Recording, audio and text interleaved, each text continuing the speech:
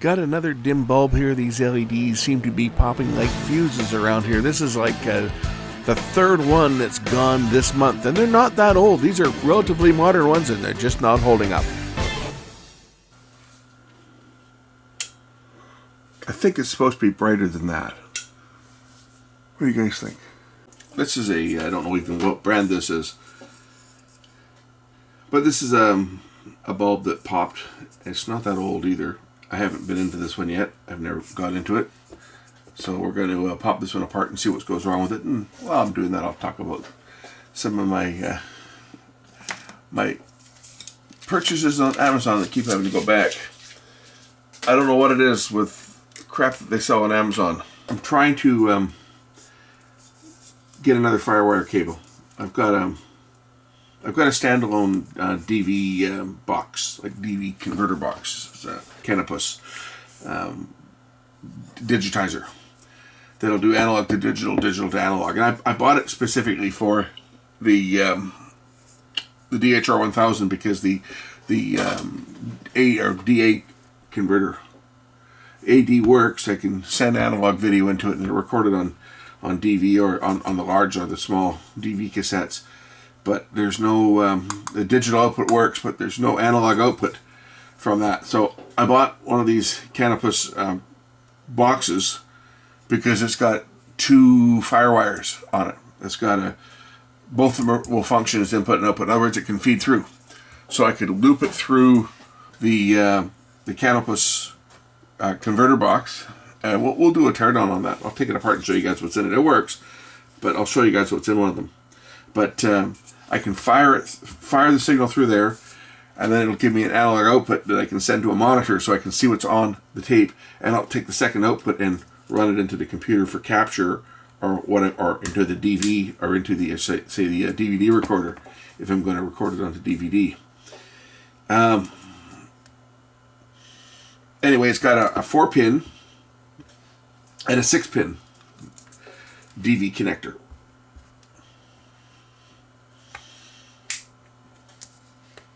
So I've been going on to Amazon. I've been buying DV cables. And I think I did one a few months back when I bought a 4-pin to 4-pin DV cable, and it was so thick that it was breaking. It would break connectors, and it worked for a bit, and then it stopped. So then I've now purchased two 4 to 6-pin. And neither one of them have worked. Like, not at all. I have a 4 to 6-pin cable on my computer, and I took that cable and put it onto the DV deck and the Canopus capture box, and it works fine. So it's not the device itself; it's the cables that are bad. But I've sent like 3 of them back, and it's kind of becoming a pain in the butt to do it, because the latest one I got to make another trip back to UPS on it because apparently I didn't follow directions. It's impossible to open. It's going to open. I'm going to win, but it is certainly fighting me back. Usually they don't glue them this well, but this one here has been just very well glued down. I wonder why it's so difficult to open this up. There we go. I'm getting in here. There we go. All right. Oh, that's because of the way it was. I was actually getting in under the metal rim. Well, that's interesting. Okay, now that we're in here, you can see what's wrong with this one. But anyway, before I get to there, let me continue with my little story of these bad DV cables, or bad FireWire cables, I should say. Normally, it's been Amazon's been pretty good. I just take it back to the store. They send you a QR code on your phone. You hold your phone up at Staples, and they just scan it, and then they stick a label on it, and they scan that, and put it in a drawer. No packaging required, and you get your refund instantly. This latest one, though, that was bad, I had to print out 3 pages. It was being sent back to, actually going back, I think, to Las Vegas.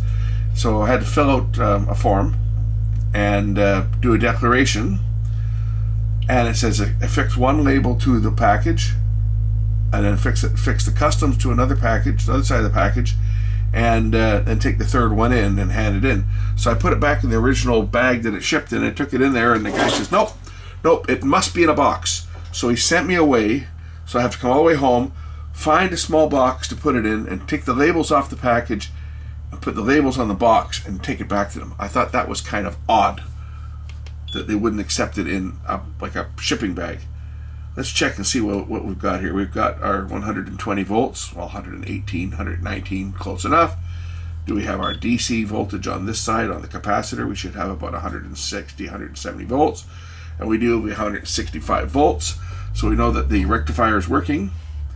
So which one was positive here?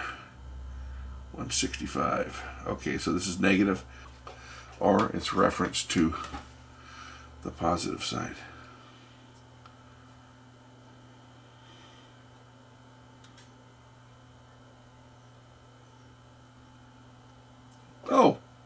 Oh, I just fixed it. It's right in here.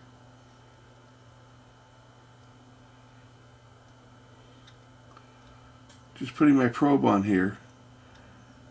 Made that light go bright. Interesting. I think we got a bad connection. I believe we got a bad connection. I think we can, maybe I'll resolder those resistors.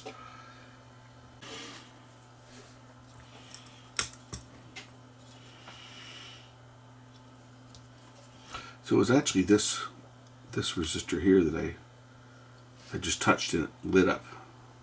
That seems to be most of the problem I find on these things is bad solder connections or bad chips. I've never seen a capacitor fail on one yet, which is surprising considering how hot these get. I noticed that on this particular one they've put the capacitor underneath the heatsink. But I mean, this is metal. This metal base here.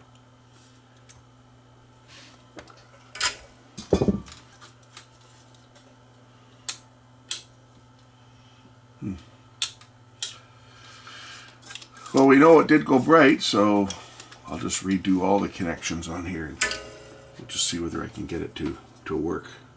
Well, if you like that, see?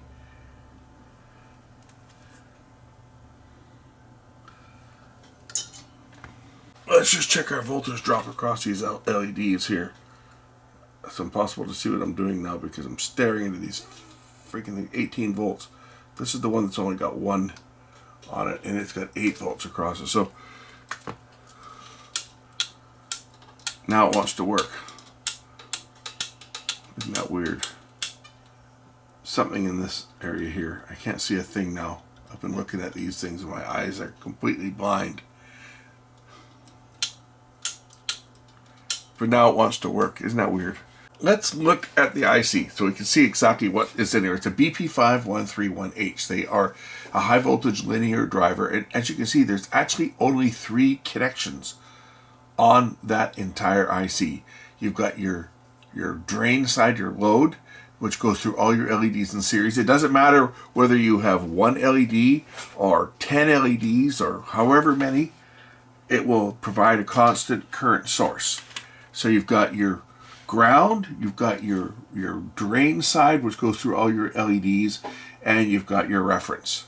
That's how they work. So it's one of 2 things. Either the connection's bad. I believe it's a bad connection because I just touched where the resistor was and it came on. So I don't think it's the IC, unless the load of the meter just made the IC decide to start working. So what I've done is I've removed all of the solder mask so we can actually see how they are connected. And you'll see that right down here, if I zoom in, that to our reference side, which is here, that is right there. That's connected to these resistors. The next one over is the side that's connected to ground, which we can see the ground going in here, which is also connected to the resistors, and we follow it around. That's to the negative side of, this is negative and this is positive. This other resistor here is just connected between the positive and the negative, and that's just a means to discharge that capacitor when the power's off. That's so the lights shut out right away so that they don't gradually dim down. If I were to cut this out and you turn out the power, the lights would gradually dim down as the capacitor discharged. So this one here is just to kill the power and get the light out quick. This is a rectifier, and as you can see, the positive terminal from here is also connected over to right here. I don't think I scraped that off there, but it's going to the LEDs. Goes to this one, which then goes to there, all the way around. Comes all the way back, and we get back to this one, and it goes into that pin there, which is that one, pin 3. Because pin 1 is over here. Pin 1's got no connection, pin 2's got no connection, pin 3 goes to your diodes, 4 has got no connection, 5 is your reference, 6 is ground, 7 and 8 no connection. So it's a pretty simple circuit. So I think it's either a connection problem here, maybe there's a break in the foil here.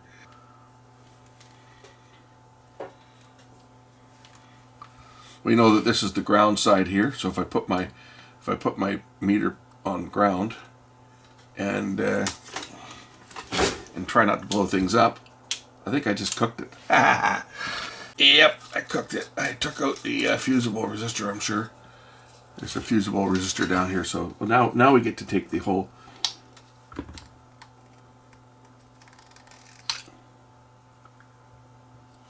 Yep, I cooked the fusible resistor. It's shot. There's the capacitor. This is all metal. It's got a good heat sink on here. It's the fusible resistor that smoked. Put a new resistor in here and see if we can make this thing work.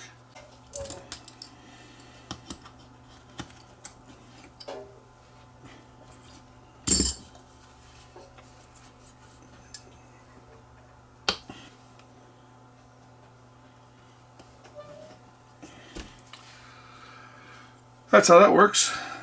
I like these clips here. These are one-time, like single insertion. You can't pull the leads back out from them once they're in. Now this is going to be energized. There'll be voltage along here once I turn it on.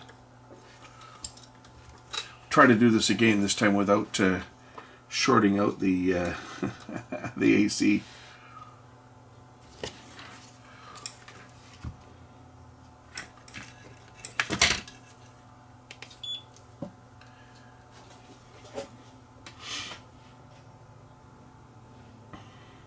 So this is negative, and this one's positive, 167. You guys can't see the meter.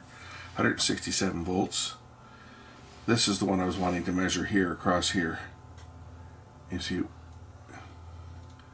got no voltage across here. We should have some type of voltage across here because that's the voltage drop. It must be the IC that's bad.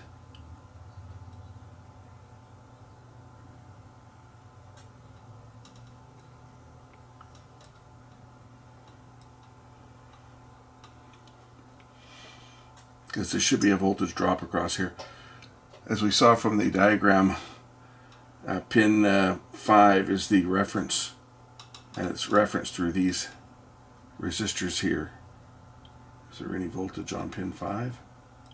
0.008.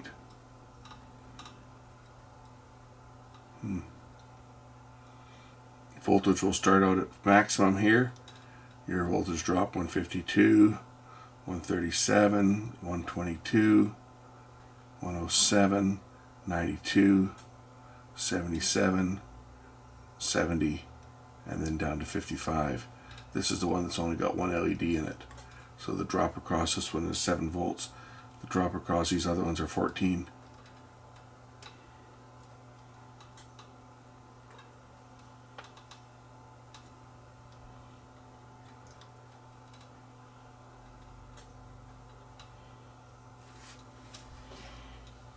Gotta be the IC that's bad. Just for the hell of it, let's just measure across the resistors. We have 10 ohms. Now what about to that pin of the IC? It should also be 10 ohms. Yeah.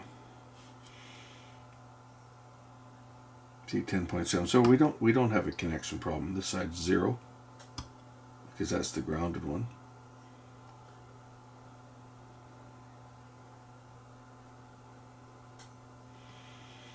$10 ohms. That's what the resistors are. The two of them in parallel, 10.3 ohms. We got our reference, and our output is low. Therefore, the fault is the IC is bad. That's the fault. And that's why these are throwaway devices when they break. It's either going to be a chip that's bad, or it's going to be a connection, or it's going to be the IC itself. And in this case, this one is the IC that's at fault. It's internally, because it should be providing a reference. Like it'll be a transistor in here, obviously, but there should be some voltage here that drops across these resistors, and there's not. But you see, there's nothing. If I go to the one that works, turn on the power, and then see if I can measure to here. And what's the voltage drop? Can you guys read the voltage drop? 0.6 volts? Yeah, 0.6 volts. That's what my drop should be across those resistors. And it's not, it's 0. And that's because the IC on the other one is shot. Internally it's bad. Put this one on, will have 0 volts. And I think probably what happened when I was putting the probe on before, just when it did kick in and start working, it was only because the probe itself added enough of a load that just made the IC work for a while, and then it stopped. You see, that's the same test point. I should have 0.6 volts across there, and I don't, and that's the problem. So the fault is the chip is bad. But again, on LEDs, it's really only a couple things it could possibly be. It could be an open LED, which is what was on the last one, and I just bridged it over, or an open connection on one of these resistors, which would typically, if the resistor went open, it would overdrive them, because this is what sets the reference. And if the reference was gone, it would overdrive the LEDs. And then but in this case, there's no bias voltage there, so and the bias is supplied through the IC, which is a pretty simple device, just a current limiting device. So there's really not a lot that can go wrong on one of these LEDs. You could have an open fusible resistor in the base. You could have a bad capacitor, which would typically cause a lot of flicker. Or you could have a dead IC, or you could have a chip that's gone open. In this case, it's the IC. Thanks for watching.